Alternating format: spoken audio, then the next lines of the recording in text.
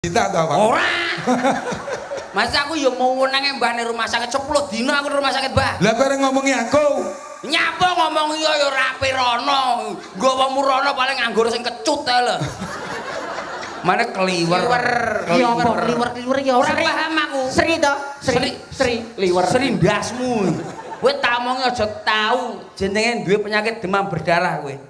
Panas sih lho 4,4 aku ndek iki tak omongi. Iki lho dikek godhok kopi umup. Masalah 4,4 ora usah tuku kompor gas lho kuwi apik kuwi. Mari ngono, Mbah. Bahasan panas adem panas. Heeh. Bojoku lan ning kiwaku. Heeh. Ndelok nyawang bojoku kok wayu men. Ki engko lak sangko aku enek apa-apa lak bojoku tak tinggal kok rabine aku ya. Pikiranmu sampai tekan semono. Langsung kelipat. Sehat aku. Alhamdulillah. Lillah. Sing marasne sapa berarti? Bojoku. Jarene awak